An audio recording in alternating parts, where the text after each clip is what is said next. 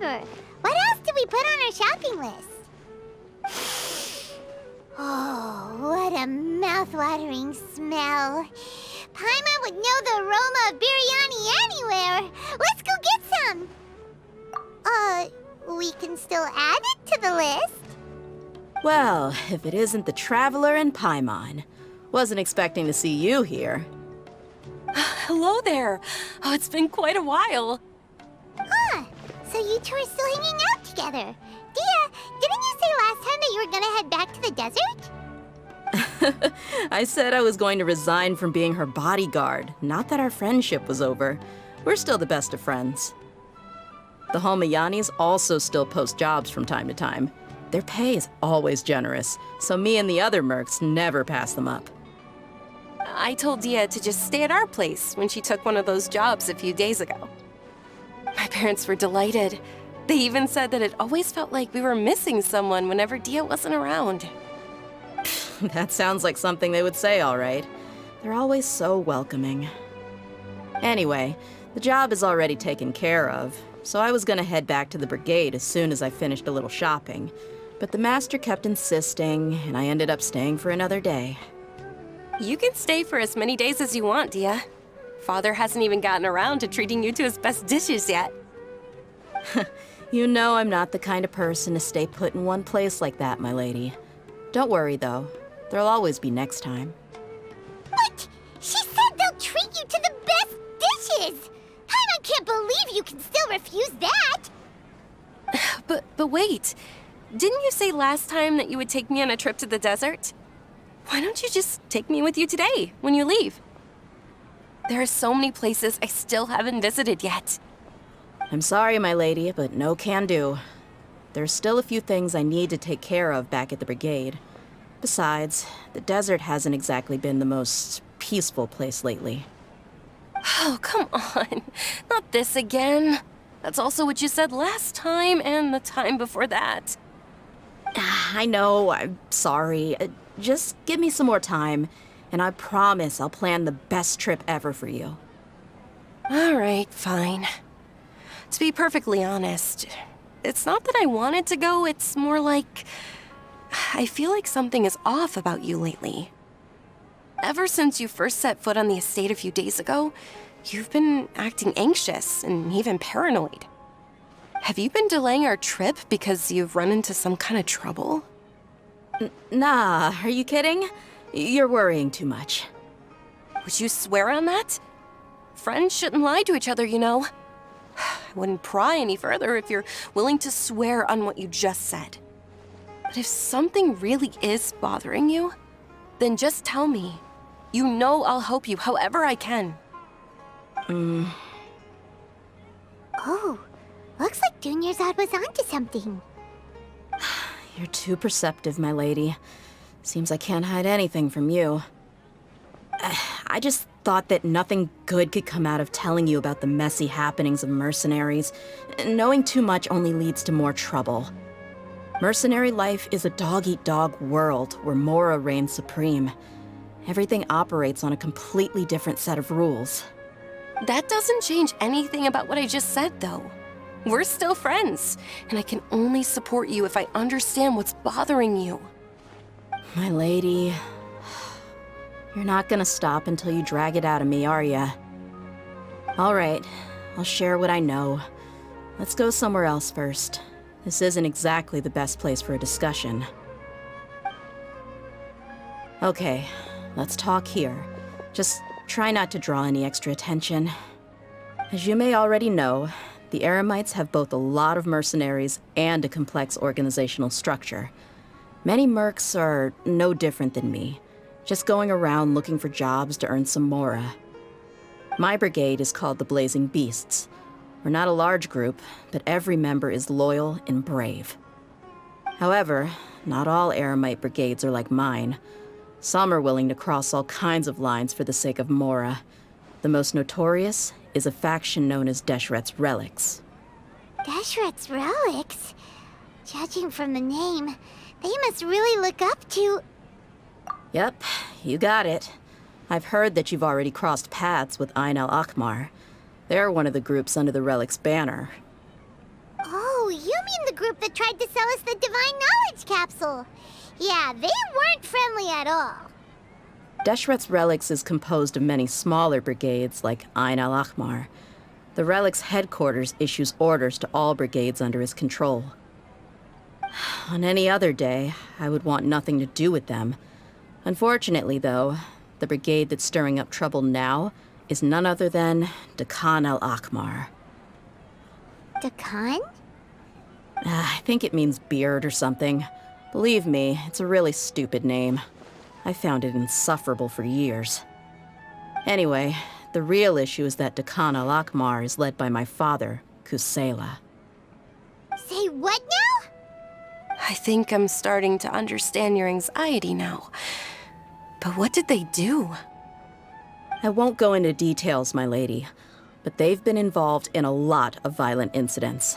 We're talking hundreds. Hundreds? Yep. The scenes tend to be quite gruesome, too. They strip the victims of all their valuables before murdering them. Not only have they targeted merchant caravans and ordinary citizens, but other mercenary brigades as well. That's beyond terrible. They won't even spare their own kind. I don't know how Deshret's Relic sees it. All I do know is that Dekan Al-Ahmar has become more and more aggressive over the last few years. If I don't do something about them, then even my brigade or the people of Aru Village could become their next target. I just wish I knew what's driven him to do this. Yeah. How can your father do such terrible things? I don't know. People change. He's always been pretty pathetic. But at least in the past, there were still a few lines that he wouldn't cross. That's setting the bar pretty low. I mean, if he was even remotely decent, then why would I have to leave the brigade and cut all ties with him? He was loud and foolish, with no real sense of purpose. Instead of doing anything useful, he spent most of his time drinking and chasing after women. Of course, the other brigade members were just like him. Their ruckus would go on night after night. Sounds like a nightmare. What about your mother? Did she ever step in to stop them?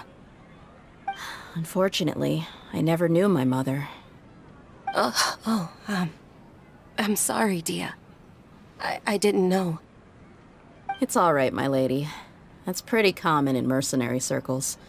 Didn't I mention that my father was chasing after women? I was the result of one of those encounters with some random person. He told me that he wasn't sure who my mother was. And in any case, she never came to see me. He'd say, "You'll be fine as long as you remember to stick with Dad." But even then, he left most of the parenting to the brigade. The one thing I do remember is that he used to tell me stories. But the problem was that he had terrible taste. He only knew a few stories, and even those tended to be pretty stale. They were tales of desert warriors defeating dragons in the forest, or stories of mercenaries rescuing princesses from rebel armies. Sounds like your typical fairy tales. More or less, yeah. They were interesting maybe the first or second time around, but after about 20 repeats, they started to get a little dull. He seemed to think those stories were the best things ever, though. He was so into them that he'd call the whole brigade over and make them perform the whole thing as a play. Even the toys he gave me would all be story props. I'd get helmets, shields, and toy swords. It was only much later when I realized that the shows were more for him than they ever were for me. What an interesting guy. Yeah, I've always found him pretty childish. But that was something I could just shrug off. I had no reason to despise him. Until I grew up and learned the true face of Deshret's Relics for myself. Looting, blackmail, violence, and fraud. They not only accepted such heinous acts, they would even openly boast about them. No one in the brigade was any kind of hero. Instead, my father and his cronies were more like the bad guys that needed to be taken down. Did they really think that as long as they didn't do any of that stuff right in front of me, I would never know? I think I can understand your feelings. The difference between perception and reality must have hit hard. Yeah, but don't worry, my lady. It's all water under the bridge to me now. I had a huge argument with my father and left that place behind for good. I'm not investigating them due to any bitter feelings I still have towards my father. I just want to protect those that are close to me. Yeah, I told the boys to gather as much information as they could. Most of the reports concern violent incidents, but there's also some talk of smuggling. I see. But isn't this investigation incredibly dangerous? It is, but every mercenary lives life on the edge. It's a lifestyle that I enjoy. That may be true, but it'll be impossible for those who care about you not to worry. Well, now you get why I didn't want to share any of this with you. What should we do? They both have valid concerns. Huh? But there's no need for you to get caught up in this mess, too. Well, he's super tough, so if he went into the desert with you, then Paimon bets the problem will be solved in no time. I'm inclined to agree. I'd feel a lot more at ease if you took him along to help. I'll wait for news from you in the city until then. Please, stay safe. I'm honored that you care so much for me, my lady. All right, then let's get moving. Our first stop will be Caravan Rebot, where we can catch up a bit with my fellow mercs.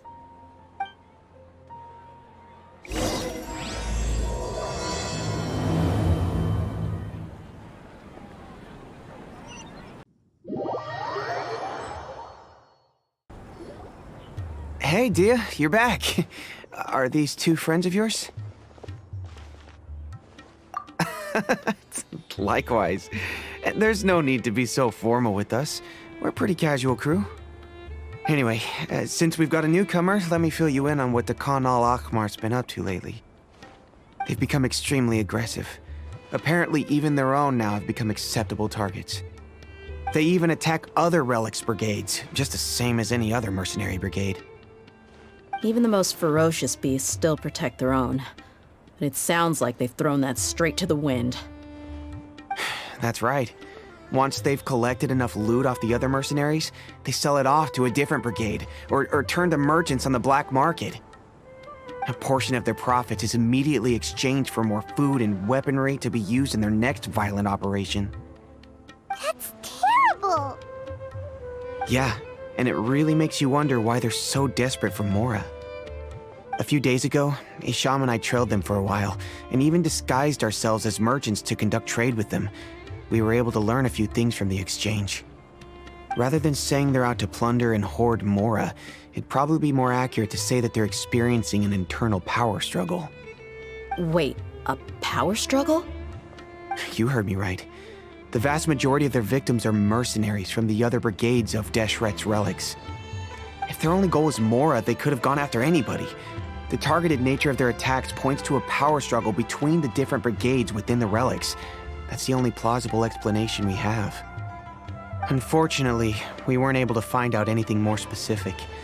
It seems they're also trying to keep things under wraps.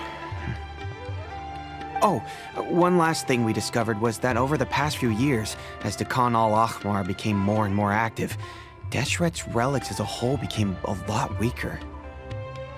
It sounds mighty strange to me too. Harun, you can leave the rest of the investigation to us. Gotta say though, I didn't expect you to go on a whole undercover mission during the few days I was gone. Sounds like you were really putting your necks on the line, no? Nah, it was nothing. We're just as concerned about the situation as you are. The Khan Al-Ahmar is your father's crew after all. What he said. Besides, Dehya, haven't you done more dangerous things than all of us combined?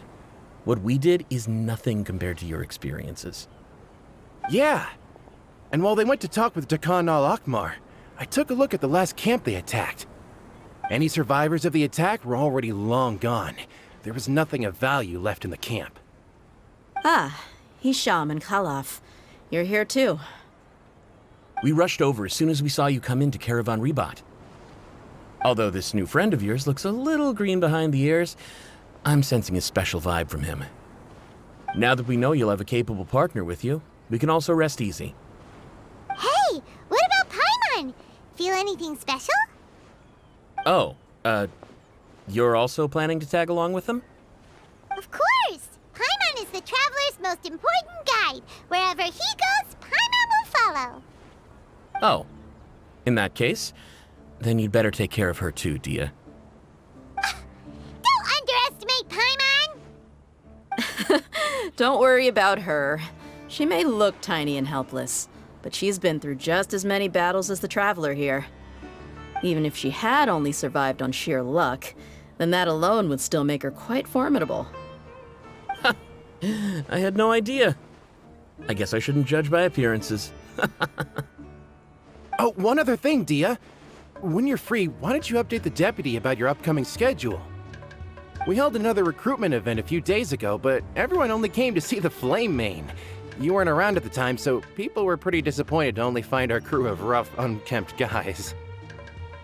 The deputy put a lot of effort into the event, but it was basically for nothing.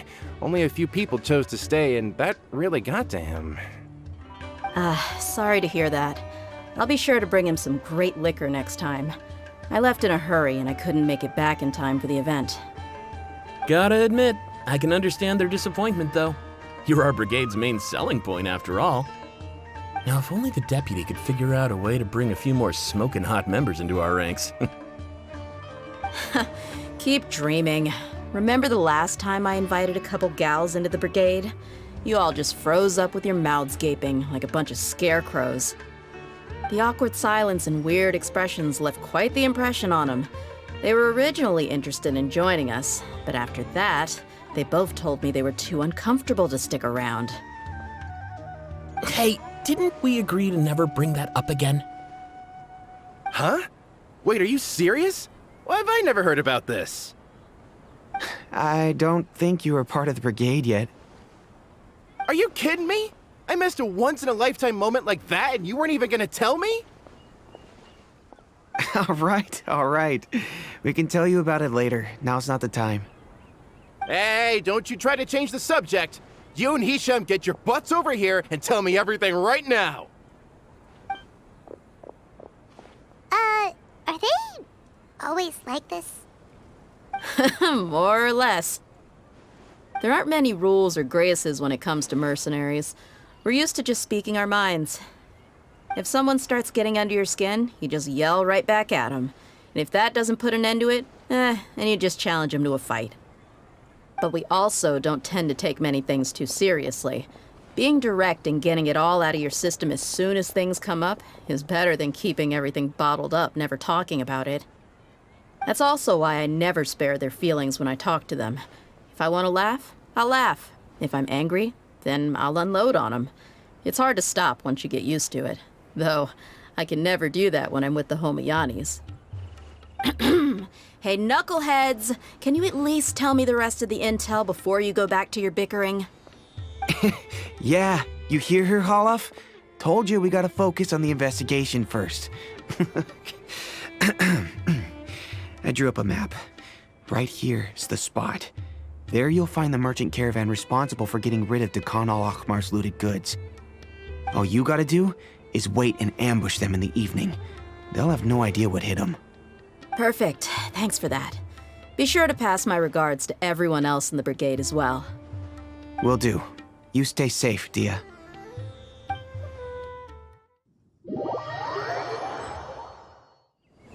This should be the place.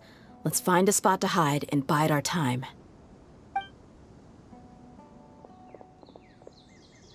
It's gonna come down to a fight one way or another, so let's all be careful. No need to worry. He knows his way around a fight. I'm not worried about that. What I meant is that we probably shouldn't go too hard on the enemy. After all, we still need to get information out of them.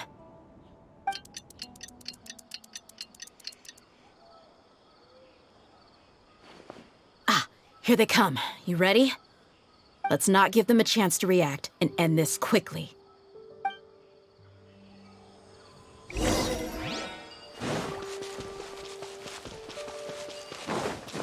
That's close enough! Illusion shattered!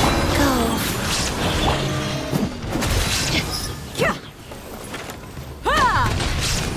of the jungle!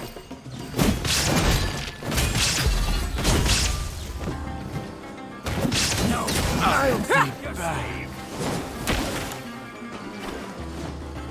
Look alive!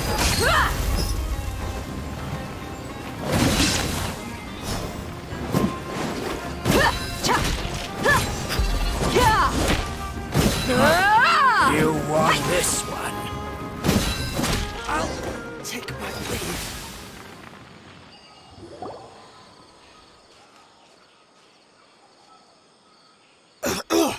Huh? You're the Flame Bane. Good. That saves me an introduction. All right, time for a little talk. Are you buddies with Dekhan Al-Ahmar now? Tell me, what are they after? You know the code of being a mercenary just like everyone else. The first rule is to never divulge key information about our employer. What makes you think I'd talk? That might have worked on an amateur, but I know you're just looking to protect your reputation. Think about it, though. What's your reputation worth if you won't have the other tools you need to succeed in this line of work? Tools like, I don't know, your limbs or eyes? You've got 5 seconds. You might want to think twice about how much your employer's information is worth to you. Whoa! I'm not joking around. We can do this the easy way or the painful way. 2 seconds! I'll save you the trouble.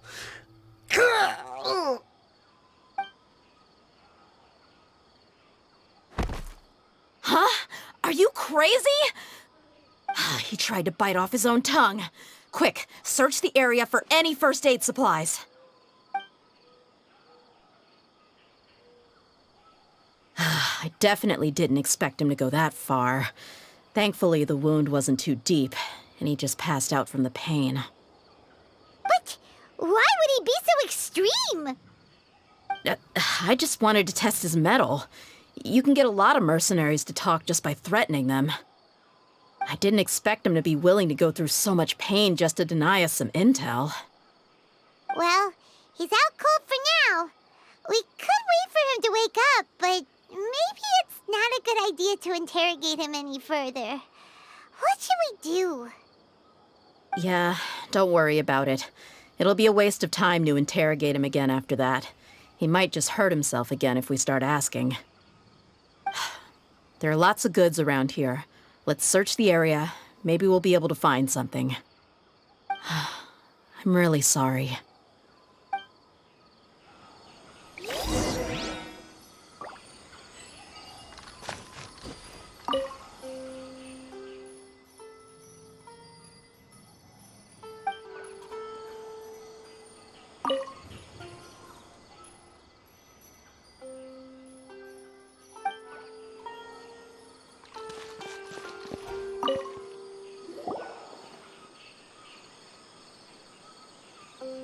We found a piece of paper with a bunch of names on it. Maybe it's a record of something. Let me take a look. If this really is a merchant caravan, they should have a record of their transactions. Yep. I see an entry for Dekhan Al-Ahmar right here. Kusela, Idrisi, Bashar, and Takriti. All familiar names. Dekhan Al-Ahmar has been trading for a hefty supply of food, weapons, and medicine. It seems that in the past, they used to receive some canned knowledge as well.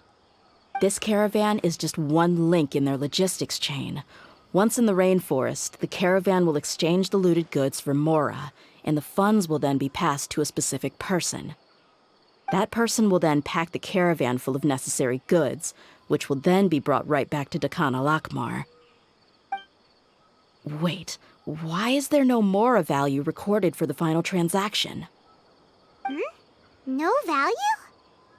Yeah, every transaction before the last one was marked with an exact amount of Mora, but the final one, where they paid for everything to be brought back to the desert, was simply marked as delivered. Perhaps, but they couldn't have known how much they would make off selling the loot. Do they not care about profit margins at all? Anyway, the next part's the records of the goods themselves. There are a lot of entries. Everything was probably sourced from the rainforest. Huh? What's wrong? Shazamon Homayani? Homayani? You mean Dunyarzad's family? Could it just be another family with the same last name? I'd be surprised to find someone with the exact same first and last name. Shazamon Homayani is Dunyarzad's father, and the head of the Homayani family.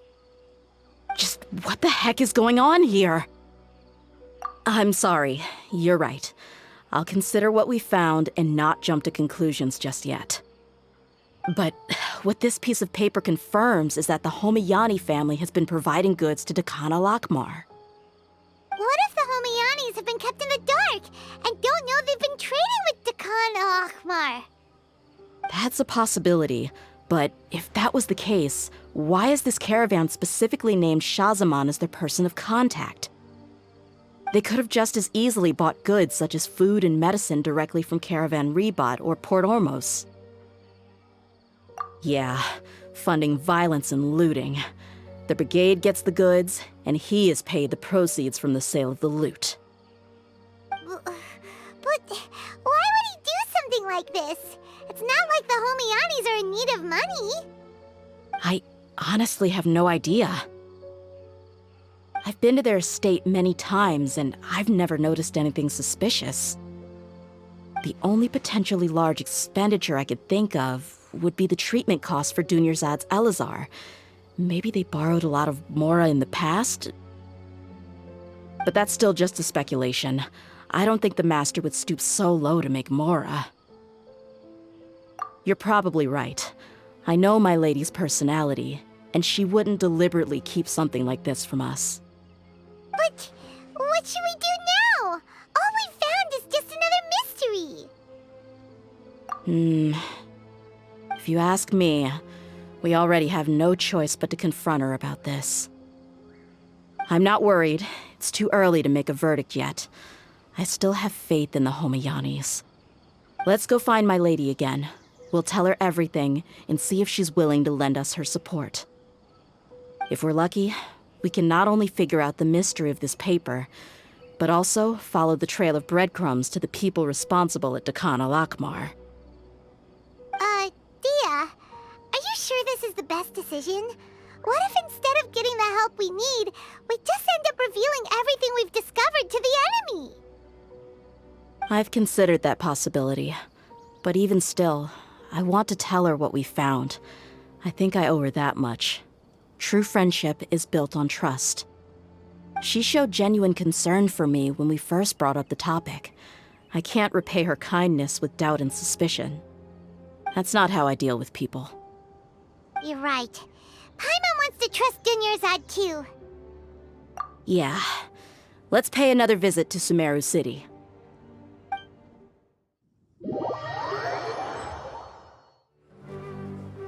We're back, my lady.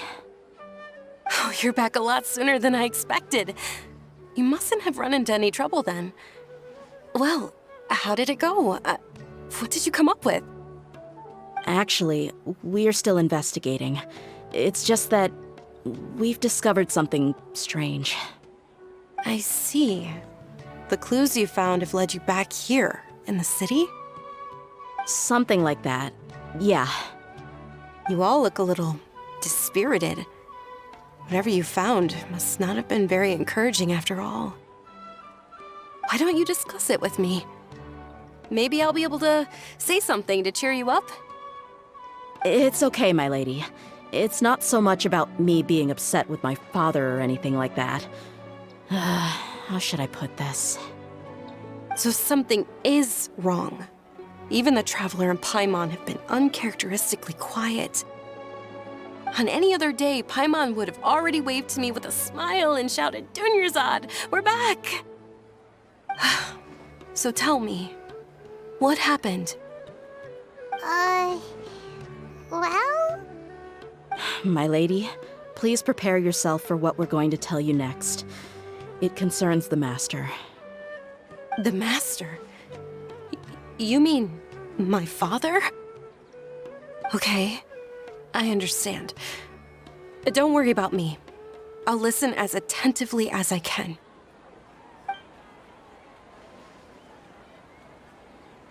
My father has been supplying goods to Dakan Al-Ahmar? Yeah, it makes as little sense to us as it does to you. I've never doubted the Master's integrity, so I'm having a real hard time rationalizing how he could ever support an infamous brigade like them. Maybe he's not actually aware of the full story and just stumbled into the deal by accident. I can't help but agree with the Traveler. Huh? You mean you feel the same way, Dunyarzad? Thank you for sharing all this information with me. Since you've told me everything you know, I should also tell you about some doubts that I've been harboring for quite a while. In the past, I thought that my father hired a bodyguard for me so that I wouldn't run away and get lost. However, there are plenty of capable mercenaries in the Corps of 30. Why did my father go out of his way to hire Dehya? About that. Well, the Homayanis really needed bodyguards, so they reached out to the Blazing Beasts. Later, the Master told me that I was one of the best mercenaries he'd ever seen, and that I should stick around to become one of his bodyguards. He offered me a pile of mora, so I just signed on. Well, but that didn't really answer my question. Just think about it. Why did my father specifically reach out to the Blazing Beasts? Maybe the Corps of 30 just didn't have anyone available, or maybe someone recommended us. I've never given it too much thought. I think I get what you're saying. You think none of this was a coincidence. Precisely. At first glance, nothing seems strange or out of place. But there are many parts of the story that don't actually make any sense. If my father had always been in contact with Dakan Al-Ahmar, then it would make sense for him to bring Dehya into our house. You mean the goal all along was to get Dehya to be your bodyguard? No, that's too much of a stretch. I cut all ties with my father a long time ago. He has no control over my life anymore. But that still doesn't rule out the possibility that your father has still been trying to influence your life without you knowing. So, the Master was not likely an innocent victim in all of this? Sorry we put all of this on you so suddenly, Dunyarzad. It's okay, Paimon. I should actually be thanking you.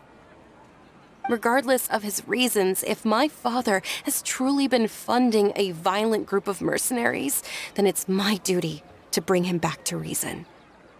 But is that really the right thing to do? My father has committed many atrocities and deserves all the punishment that he has coming to him. I have zero sympathy for him. You may call me an ungrateful child, but my feelings will remain the same.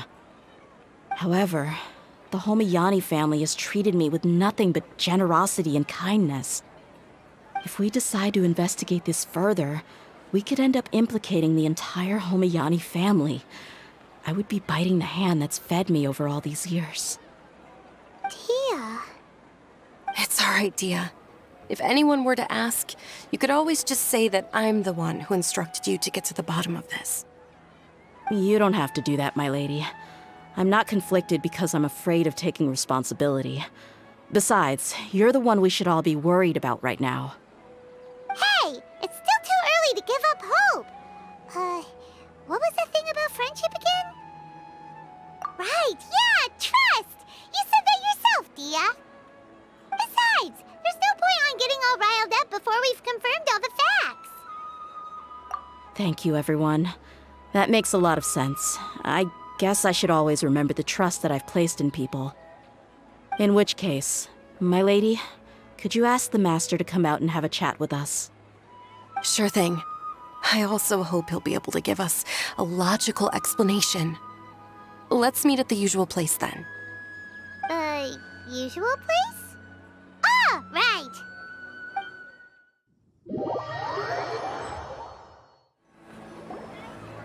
Thank you for coming, sir. Please allow me to introduce these two. This is the Traveler, and next to him is his travel companion, Paimon. Yes, my daughter has mentioned them from time to time. It's a privilege to finally meet them in person.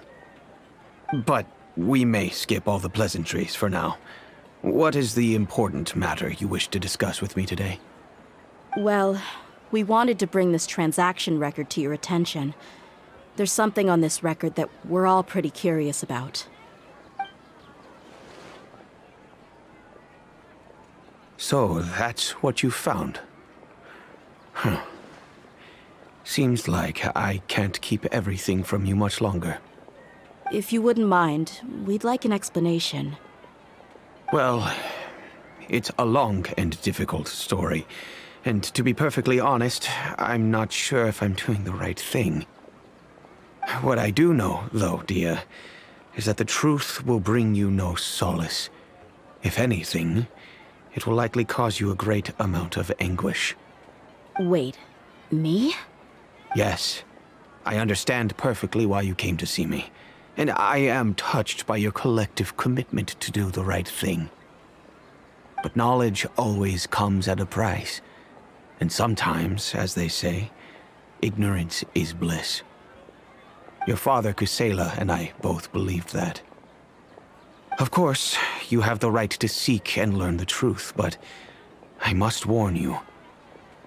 The facts of this matter may reduce everything you've built for yourself into sand, blowing in the wind. If you must proceed, then Kusela's heartfelt efforts will also fade into the wind like a fleeting mirage. His heartfelt efforts? I'm sorry, sir, but I'm not sure I follow. I've made it this far in life without a single drop of my father's support. I have my own ideals and ways of looking at the world, as well as people and causes that I've chosen to cherish and fight for. None of these things have anything to do with him. I came here today to support you as the head of the Homiyani family. No warning will change my stance on that. I understand. Then let me tell you a little story. Our family once needed to take a trip to the desert when Dunyarzad was just a baby. Along the way, we were attacked by bandits. They had superior numbers and quickly overpowered our bodyguards. When all seemed lost, a group of passerby Eremites lent us their support. Those Eremites were Kusela's brigade, Dekan Al-Ahmar. Kusela's men told me that the attackers were Eremite mercenaries, just like themselves. I was shocked. Why would Dekan Al-Ahmar go so far to save us and not spare the fellow Eremites? Kusela was grinning and walked over to play with baby Dunyarzad. She was startled by his unfamiliar face and nearly started crying. Really? I never knew. He said that he had no particular reason to help us. He just took pity on us because he had a daughter about the same age. We started talking about our children, and I sensed that he was a devoted father. To repay his kindness, I hired his brigade to help out at our estate for a time and offered everyone generous remuneration. So, that's what happened. It was many years before I saw him again. I almost didn't recognize him the next time he came knocking on my door. The man I knew to be strong and healthy had been reduced to a shell of himself. He couldn't even walk anymore without his cane. So, what happened to him? He was perfectly fine when I left the brigade. I'm not too sure myself. The only thing that didn't change was his cheery disposition. He said there was absolutely nothing to worry about and that he had gotten into a fight. That was all. He then suddenly asked me if Dunyarzad, now that she had grown, would need a bodyguard of her own. At the time, Dunyarzad was going through a particularly severe bout of her Elazar. There was no need for her to have a bodyguard when she could barely leave the house. But he kept coming back to the topic. Come on, it never hurts to be safe. How do you know a bodyguard won't come in handy one day? I was completely lost at first. until he recommended the Blazing Beasts, and in particular, a mercenary named Dehya. So he was the one who recommended Dehya to you. Indeed. He didn't say it out loud, but it was clear that he saw Deshret's relics as an evil group who would eventually corrupt every member in their ranks. He was already beyond redemption, but he hoped that he would be able to detach his daughter from the vicious world of mercenary life. If Dehya could stay in my house and keep working as a bodyguard, then gradually her affinity for the desert would decrease, and she'd be able to leave her previous life behind. And that's why you offered her such generous compensation? Yes, but not just because of that. From the moment that he asked me for that favor, I also began to see Dehya as my own daughter. And that's also why I tried to persuade you to stay when you asked for permission to leave. I was willing to spend however much it took. Kusela saved my daughter and I all those years ago in the desert. I could never refuse him entrusting his daughter to me. He was always like that, acting like he's oh so smart and self-righteous. Kusela said that he'd reimburse me for a portion of Dehya's fees. I refused to take any mora from him, but he'd always sent me funds anyway. Eventually, I just accepted them as a token of his gratitude. And that went on for a while until I received another letter from him a few years ago.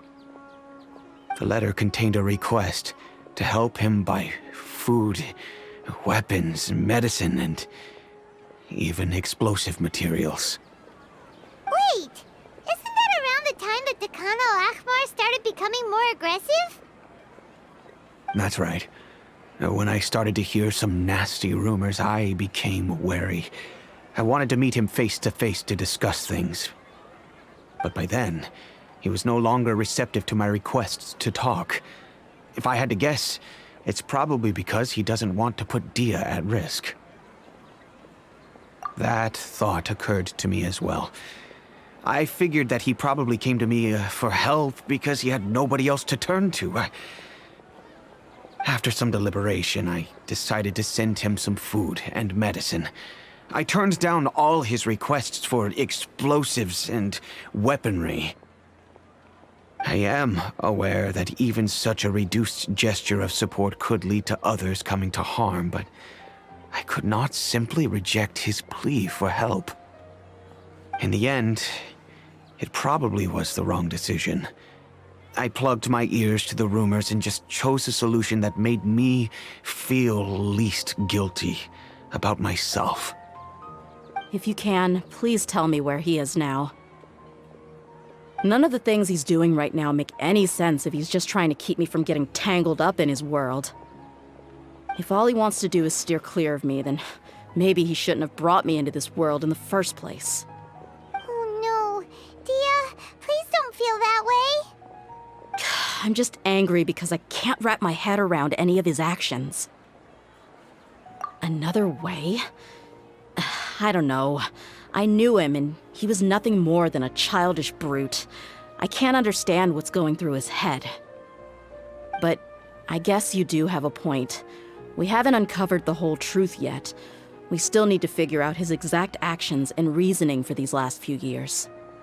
I'll do my best to help. Of course, anything between the two of you would need to be resolved between you and him alone. I don't know Kusela's exact whereabouts. Outside of supplying his brigade with some goods, I tried my best to avoid getting involved any further with him. However, there's a man on the list named Jawed. He used to be a mercenary in the desert and is now a member of the Corps of 30. He's responsible for supplying weapons and liaising with the Dekan Al-Ahmar's merchant caravan. I think he should know Kusela's whereabouts. I've heard that he likes to have a few drinks alone and enjoy the cool wind at night outside the tavern. Maybe you'll be able to find him there. Understood. Thank you, sir. Then I guess this is bye for now, unless... I'll stay and be with my father here. To be honest, I'm still a little dazed and haven't finished processing everything quite yet. My father has indeed done something wrong, but if I think about it, I'm also not sure if there was a right way to handle this problem. I feel like our only course of action is to turn everything we know over to the Core of 30 and let them render judgment. Yes. I am prepared to accept whatever verdict they choose. It's time to face my mistakes.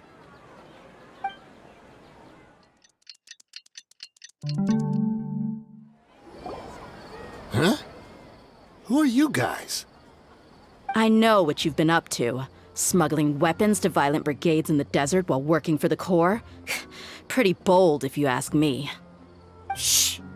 Keep your voice down. How do you know all that? Come with me. We should take this elsewhere. I'll be happy to talk things over once we're somewhere private.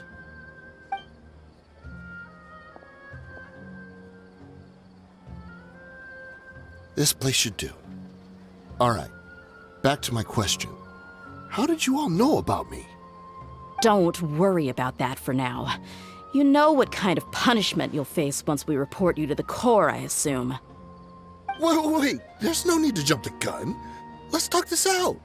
What are your terms? So what's in it for you anyway, Mora? Well, I was a little tight on money at the time, and Kusela took good care of me in the past. I weighed it in my mind, and I couldn't find a reason to turn the opportunity down. I wouldn't only be helping my benefactor, but I could also make some quick Mora. Let me tell you how it is. We're investigating Dehya Al-Ahmar, and we're gonna put an end to their operations. If you provide some help for us, then we might just put in a good word later to reduce the terms of your punishment. Hey, why don't we discuss this a little first? Listen, I made quite a bit of Mora from my last run. You just give me a number, and I'm sure we can... Shut it. My patience is running out. You should know when a mercenary is after something other than money. All right, sheesh. But you gotta promise you'll put in some nice words for me later. They're always on the move. Here's the spot they were at the last time I made my delivery to the desert. Feel free to go have a look. I'm just telling you, though, it's not on me if they're not there anymore. Sure. And then you can forget about any nice words from us. Hey, come on. Now you're just being unreasonable. Really? And how do I know you're not leading us straight into a trap? Don't forget, you're the one with no bargaining chips. All right, I get it. Why don't you go take a look, and if they're not there anymore, I'll try to figure out something else for y'all. Now that's more like it. Let's move. And as for you, try to stick around the city until we get back. You don't want us to call the folks from the Corps and have them drag you back to the city.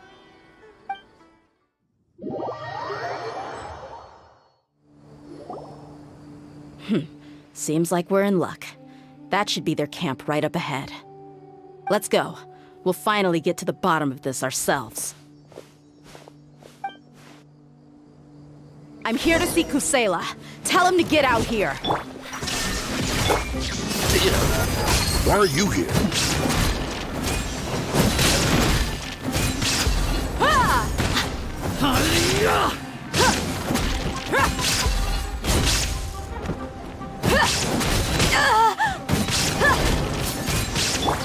Illusion shut! Wheel of life. Let's get it on! Hey!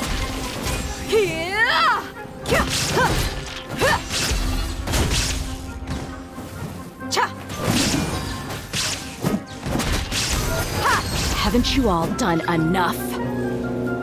Oh, so are you also here to stop us? Stay out of this. It's got nothing to do with you. Look alive!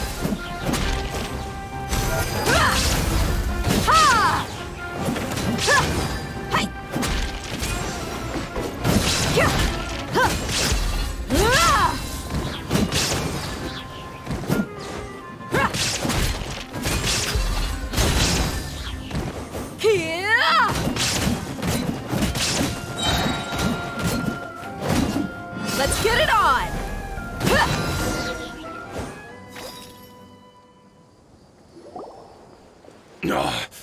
She's so strong. Enough fighting. We all know each other, and I don't want to take things too far. Just bring Kusela to me. There's no use hiding him anymore. Did you understand a single word I just said? Or do I need to bash your skull in some more? All right, everyone, let's all just calm down for a second. Dehya, the boss can't come out and see you anymore. He died a long time ago. What? Seems like you've been out of the loop for a while. Guess that's for the best, though. At least, that's what the old man wanted. When did he die? What happened to him? A few years ago, Kusela broke up Dakan Al-Ahmar and went to the Deshret's Relics headquarters by himself. So is that when you guys started acting up? We would prefer to call it taking revenge. Every last person in Deshret's Relics must pay in blood for what they did. Let me start from the beginning. Dehya, do you know how the head of the Relics maintained order internally? Overwhelming strength and unquestionable authority?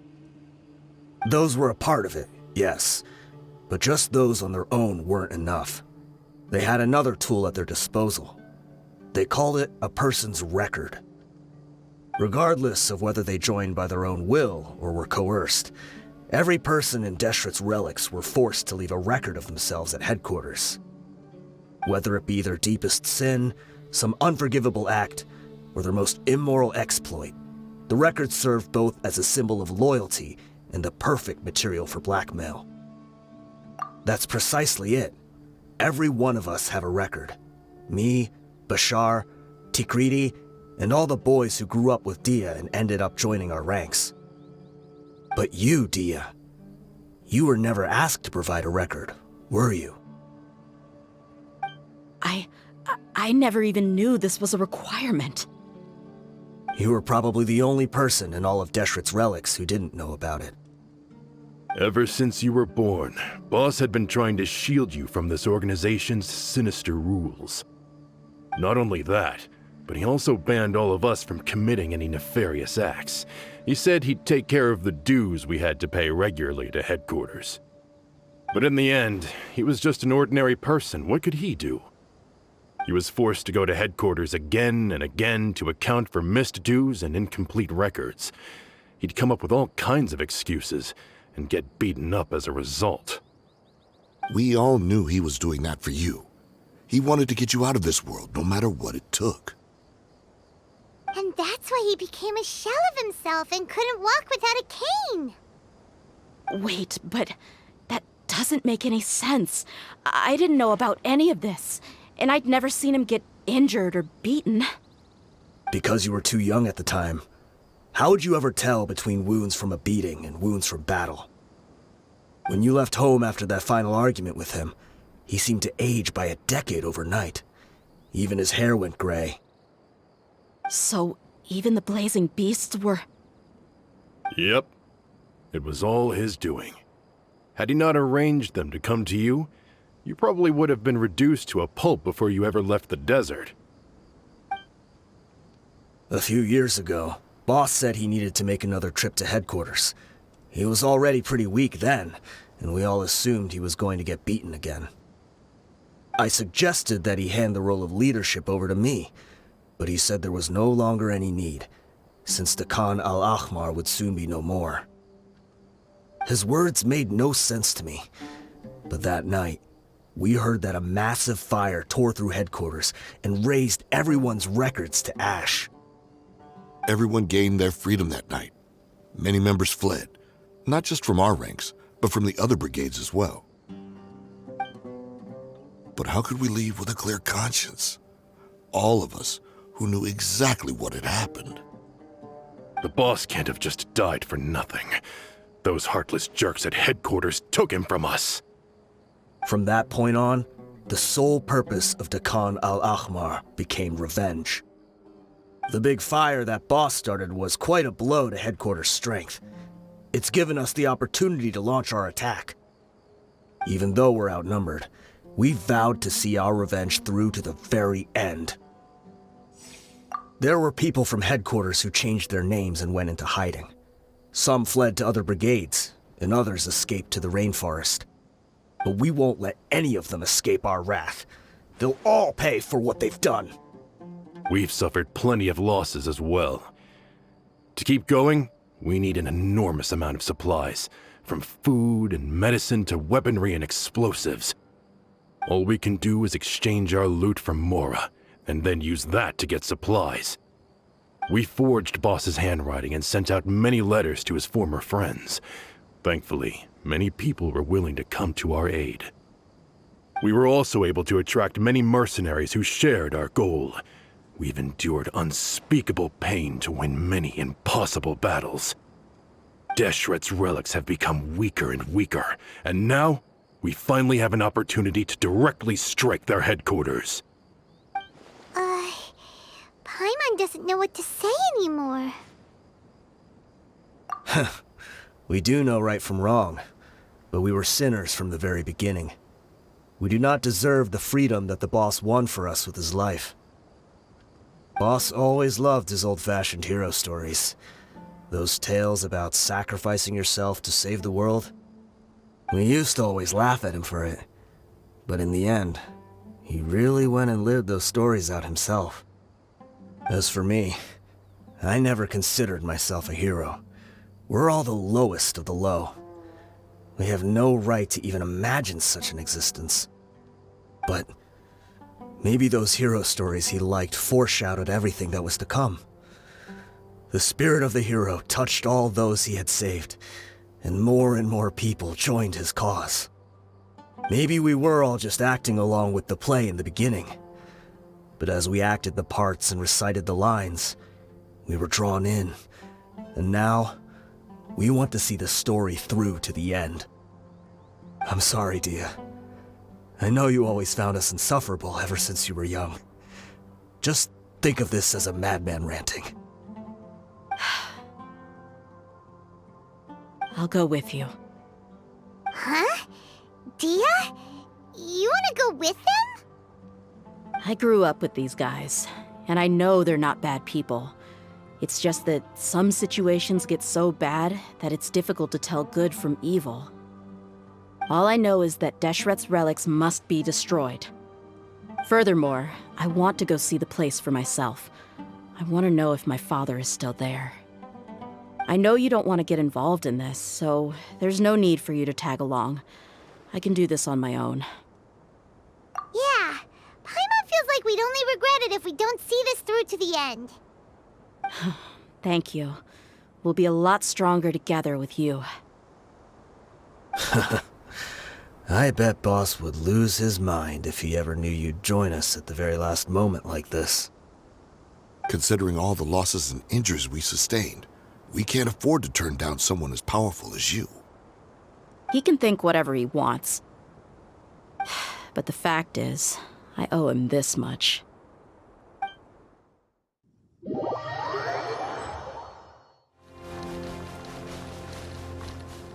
Is this the entrance? We sure didn't run into much trouble on the way here. Should be. I don't think they have enough manpower left to post guards and defend their perimeters.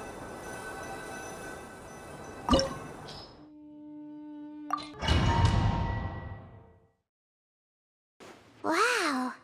Paimon didn't expect it to look like this on the inside. They should all be holed up in here. Don't know how many people they've got left, though. Who cares? We'll round up all of them. Still, we should be careful. Even if they've only got one shot left, it could still take us out. Yeah, we'll know what they're really capable of once we've landed some hits on them. Deshret's relics may have been a force to be reckoned with before, but their name means nothing now. Yeah, they don't stand a chance with you here. I'll take the lead. I've been here once before.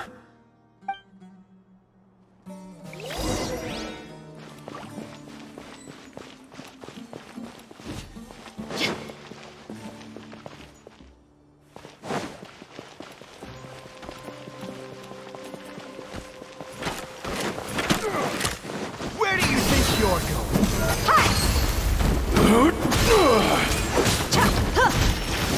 Illusion shattered! Nice. The wind knows the jungle!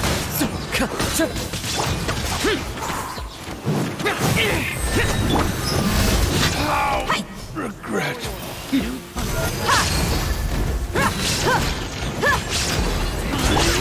One with nature.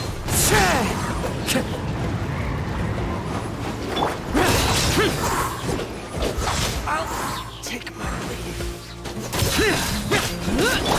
Wheel of life.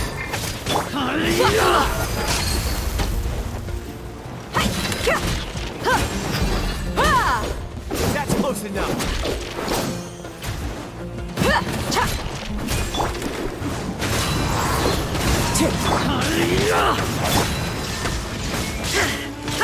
Now you shall perish! Look alive! Gloves off! I'm getting sick of this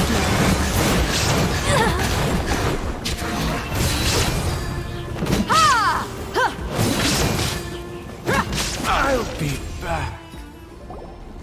This way, follow me. We're almost there. Wait!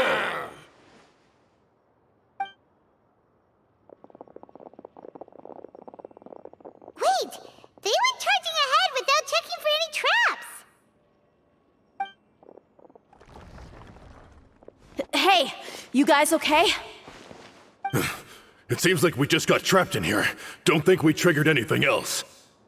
Watch out, the enemy's coming from ahead. Well, now that things have come to this, seems we'll have to fight our way through. Don't worry about us. We knew something like this could happen. Go and take a look around. There could still be another way through. Let's go! We can't let the boss down! Let's check if there's another way! The sooner we can make it through to help them, the better! Let's see. I think I see a way through over there, but it's being blocked by something. Let's try our luck with that mechanism. Okay, let's go!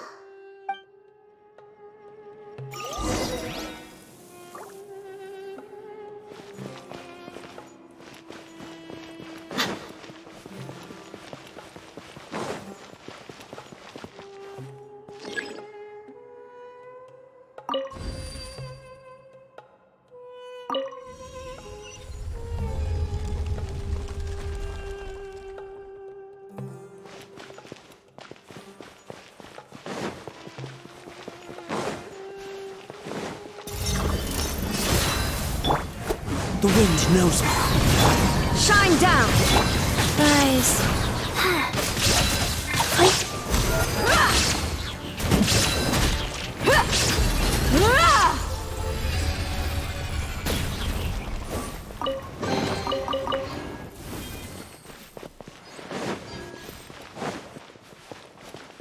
Another mechanism like the one before, but this one's being blocked off in the middle. We just need to adjust it a little.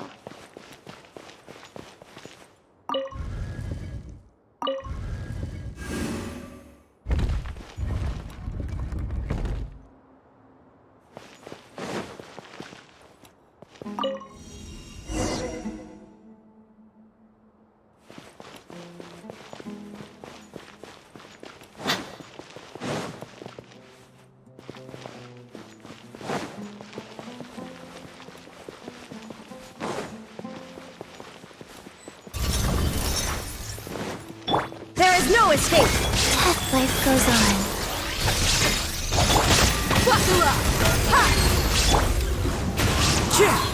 As one with wind and cloud!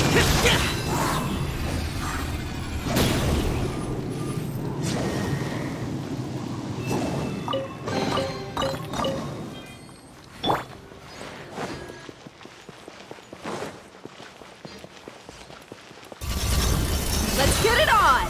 Hi! Shine down! Wheel of life. One with nature.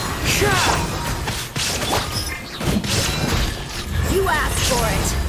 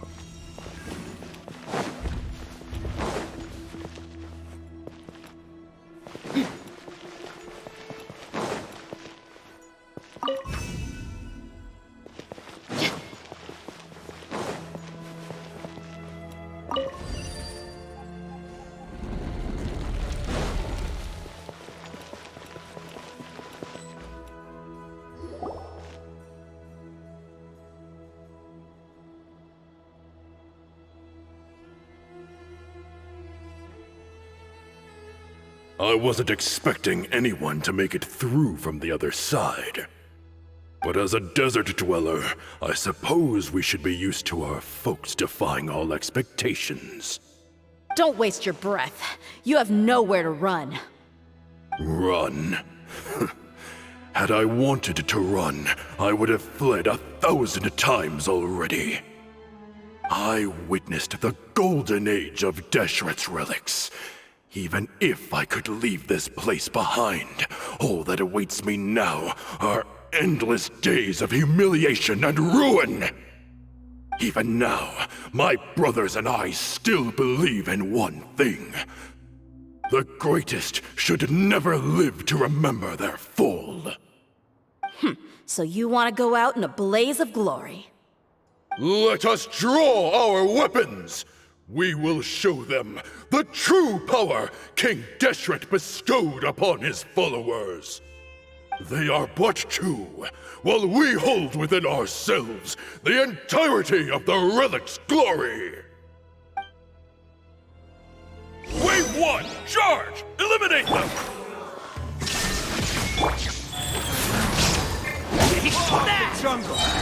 Into the wind. Useless.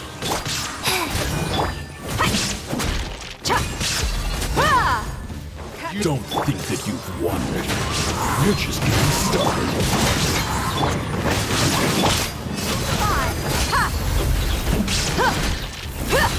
Gloves off. Now you're testing my patience. Will meet.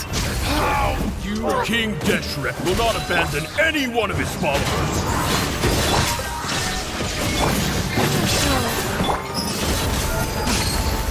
Now you're testing my patience. Will pulverize. Regret. Brothers! With me, this is where we prove our faith. Do you all just want to die? None of us plan to leave this place alive!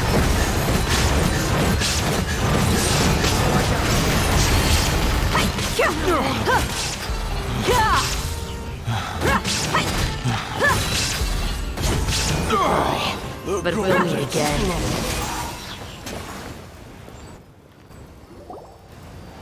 The commander has finally fallen. But they're still coming at us! This place is like a gladiator's ring. They just keep coming no matter how many we beat! Yes! Keep fighting! There's no need to fear, and no need to back down! This is our last stand! When the next wave comes, try to draw away their attacks. I'm going to see if I can take out that high platform.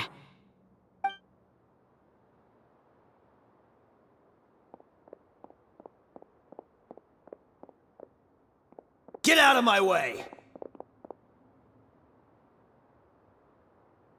Come and face me, Michel! So they've broken through the front as well. Apologies, Lord Michal. They fight like absolute madmen! No matter how much we throw at them, they just keep coming for more!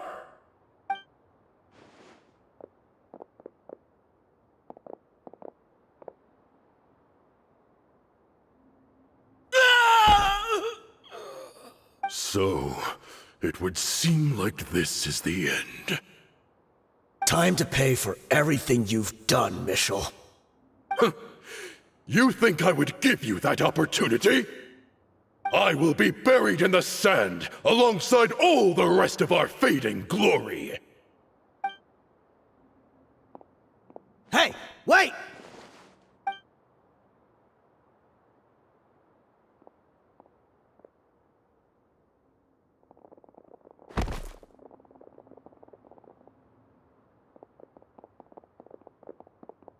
We were too late. It's over. There's no more need to fight. But if you're still going to cling on to your so-called mercenary's pride, then I'll give you all a good beating as well.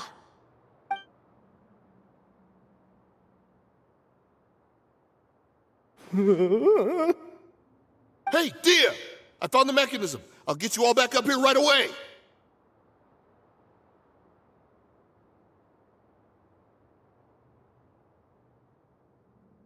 Let's go.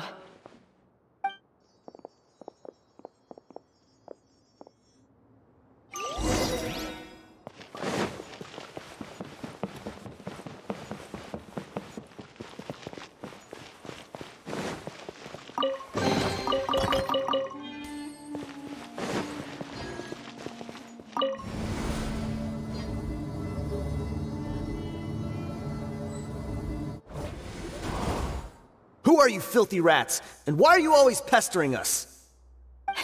You call yourself a member of the infamous Deshret's relics, and you still can't even tell who's made it all the way to your headquarters? Who knows what intent a bunch of rats may have? We try to catch a couple, and you all just show up on the other side instead. How are we supposed to figure out what you're after? Hey, have you ever heard of a man by the name of Kusela? Why would I know? It's not like I'm in charge or anything. This is your last chance to talk. Hey, I said I don't know anything. I'm just an average member here. I'm telling the truth. If you're here to find someone, why don't you look through the records yourselves? Who can remember every name and face with so many people coming in and out every day? The irony. His life became a light for so many, yet to others, it wasn't even worth remembering. Where's the records room? Answer me! It's right over there. All the files are in there. You can go through them as much as you want. It's not like any of them still matter anyway. I mean the old records room. The old records room? You mean, the one that got burned down? Kusela. Ah, yeah, I remember him now. The guy who could hardly walk. Watch your mouth. That's our boss you're talking about. He was definitely faking it. We all let our guard down as soon as we saw him come hobbling in. But in the short time it supposedly took him to take a dump, he'd already gotten away and started a fire in the records room. He couldn't have possibly outrun us if he wasn't a fraud. And after that, Deshret's relics fell into complete disarray. Stop wasting our time. Every one of us here is perfectly aware of what he had done. Tell me, where is the old records room? It's just over there. Go see it for yourself if it means that much to you. There's nothing left in there but ashes. No human could ever survive that kind of inferno. Bashar, Tikriti, let's go. We'll leave the others here to guard these guys. Spare them no mercy if they try anything.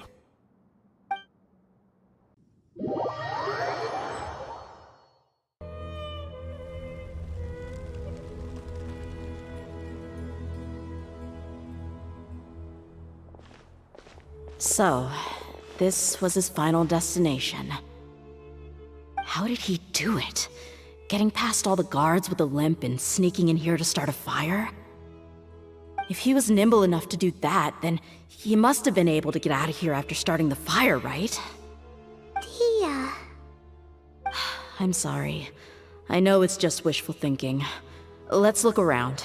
Maybe we can find something that's been left behind.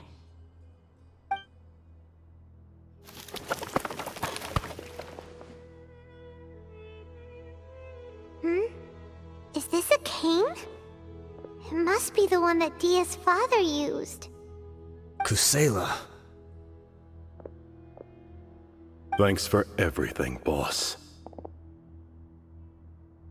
We're fortunate to somehow find that cane after that fire. Let's split up and look around some more. What if something else has been left behind? But what else could survive a fire like that? Huh?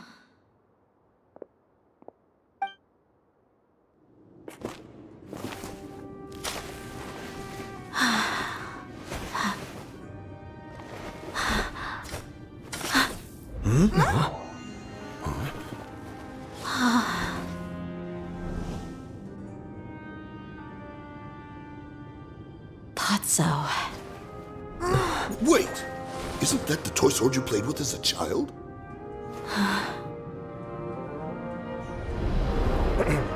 The dragon is no more, for Princess Dehya has slain it. Its head now hangs above the city gates. Her bravery has brought eternal peace and prosperity to us all. Dehya, come on. This is the most important line. You can do it. But Dehya, you defeated the dragon. Everyone's waiting for your speech. Still too shy, huh? All right, I'll do it. I hereby proclaim our victory. Evil shall plague us no more.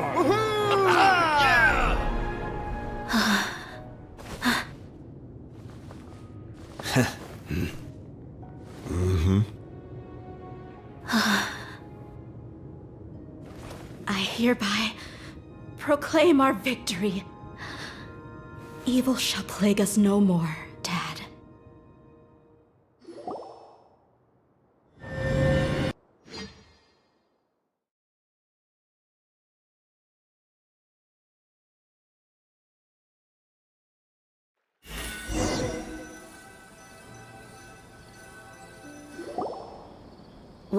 What's this? Don't you remember? You asked Paimon what she would do if she were to wake up tomorrow with loads of money. And Paimon said that she would get boatloads of tasty snacks. You looked super confused at the time, but said it was an adorable thing to say. These opportunities don't come by often. So today, Paimon's gonna treat you to a special crash course on Paimon's life philosophy. Hey, come on! Paimon's not that stingy. Anyway, the point is that you should eat to your heart's content. You'll feel better for sure once you've gotten something in your tummy. Junior Azad will also be here shortly. She's already heard that we're back. Aw, thanks, you two. Honestly, this is very unlike me. I just had a lot on my mind on our way back, so I didn't know what to say. My chest was filled with all kinds of intense emotions. They just shook me even more than all the feelings we've shared during our previous adventures. But when everything came to an end, those emotions also vanished without a trace, and I was left feeling more empty than ever before. It was as if I'd lost the thing that was most important to me. Yeah, you're right. To many mercenaries, Mora is the most important thing in the world. But perhaps to us, it's the most worthless thing of all. Idrisi and the others all used to say that they would quit if there was no Mora to be had. But when it came to avenging my father, there was no Mora to be made anywhere. My reality shattered when I found out that the father who always told me hero stories was in fact a bad guy. But look at me now. Am I any different? Despite all my promises about never forgiving him and never trying to understand him, I still went to such lengths to find out the truth, and nearly even shed tears for his sake. We're hypocrites, all of us. Yeah, you're right. It's just a pity that we often only recognize our true feelings after it's already too late. You're back! Are all of you all right?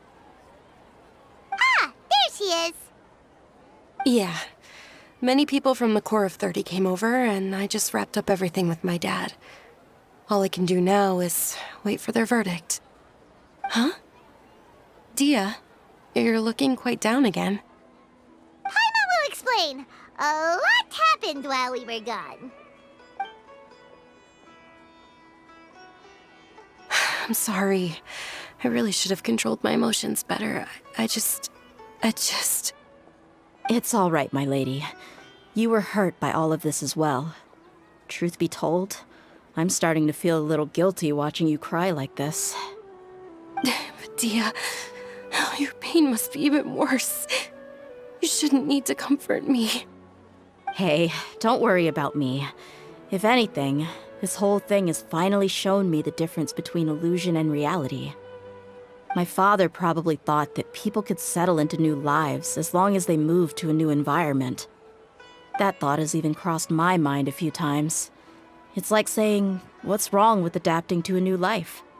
However, there was always something deep within my mind that refused to accept it. This impulse brought me great turmoil, and even made me feel ashamed for turning my back on your father's kindness.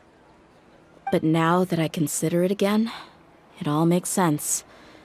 The desert sands are a part of who I am, and I will never be able to lead a peaceful existence. I understand how you feel. That doesn't mean I won't be making any changes to my life, though. As an example, I'm now thinking about taking on some small odd jobs. It's just like Idrisi said. I also want to catch up to my father and become a character in his play.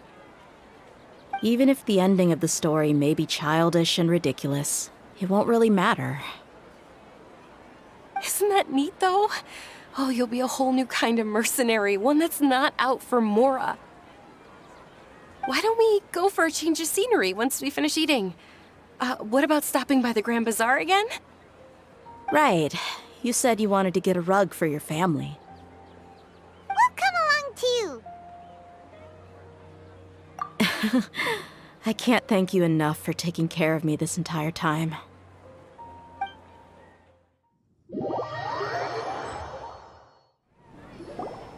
Oh, this rug here is quite something. The craftsmanship is exquisite, and the fabric is also of high quality. Ah, here you are. Finally, I found you. Hey! Aren't you that mercenary who bit his tongue? You can still talk? Wait, are you here to take revenge on us? What are you talking about? Do I look like I could take you all in a fight? I just came here to give you something.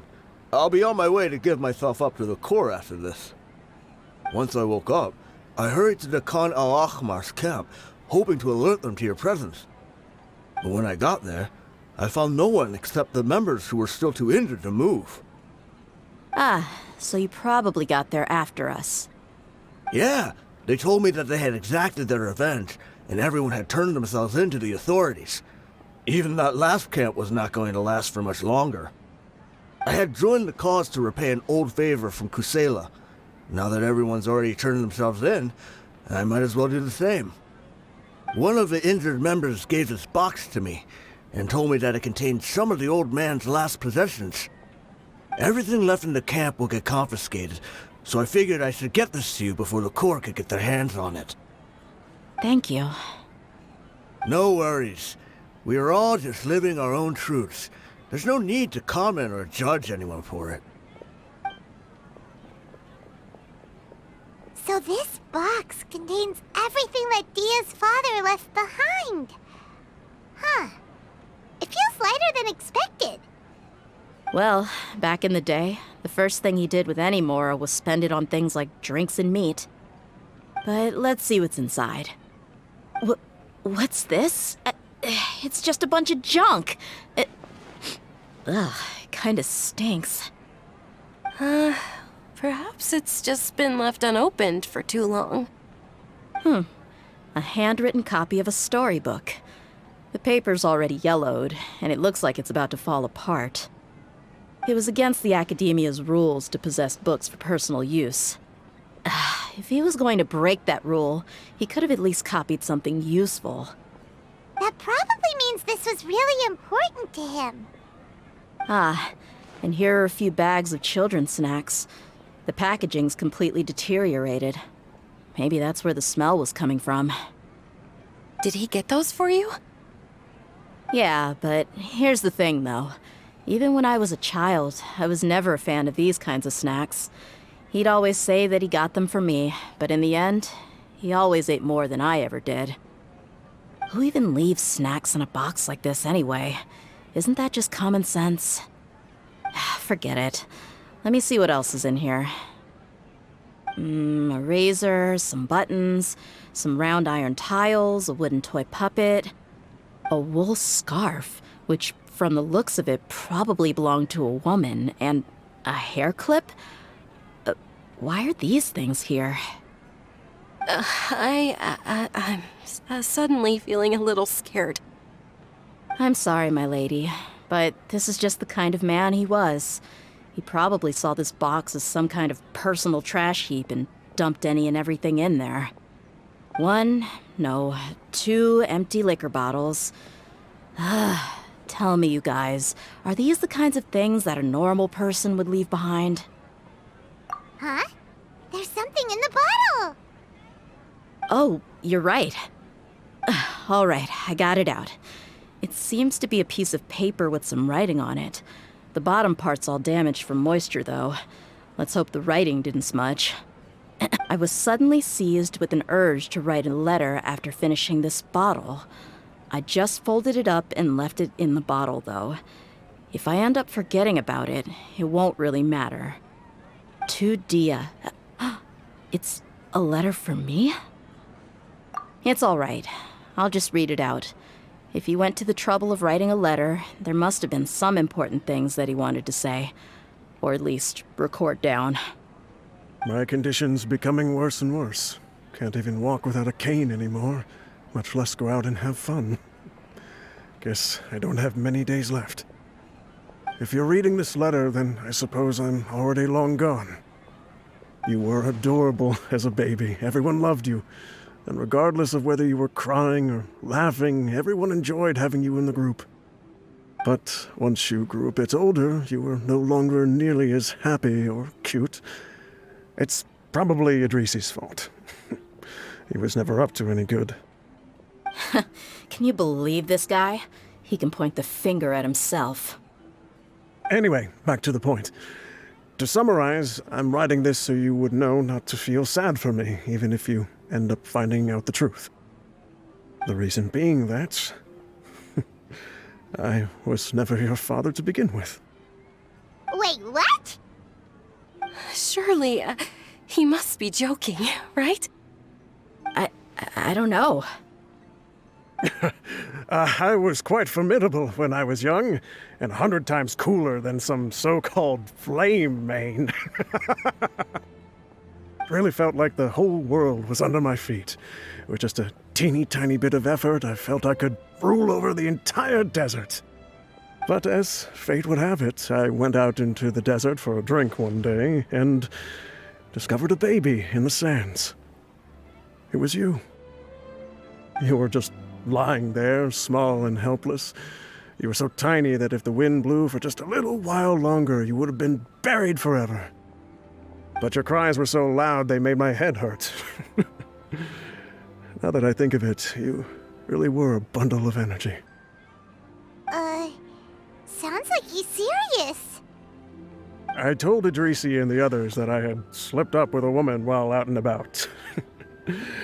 None of them even doubted me. I'm sorry that I had to lie to them for so long, but I really had no other choice. I was their most esteemed leader, after all. It's not like I could just tell them that I suddenly wanted to play at being a father. At this rate, I'll puke up all the liquor I just drank from this bottle. Anyway, Dehya, you possess the kind of freedom and kindness that we could only dream of. As far as how you should live your life, that'll be up to you to decide. That's the end of the letter. In the end, he was still thinking of me as a little child. I suppose, or I would have suffocated under the sand a long time ago. He was a good father to you. The fact that he wasn't a blood relative doesn't change that. Yeah. It's just a pity that we had to learn the truth of everything like this. Do you already have some ideas about the decision that he wanted you to make? I do. If he first found me alone in the sands, then I want to try my hand at finding the person who abandoned me. I just have one wish. To tell them a story. That there once existed a childish and foolish jerk with a heart of gold. And that only under his care was I able to grow and mature into the person I am today. If you end up finding any leads, can you share them with us? We go on adventures all the time. Maybe we'll be able to find some information for you. Sure, I appreciate it. I wasn't expecting you to be so enthusiastic. I'll help too. Thank you. All of you. Thank you so much. My life has certainly had its twists and turns, but I've always considered myself lucky. Because no matter where I've gone, I've always been surrounded by incredible kindness.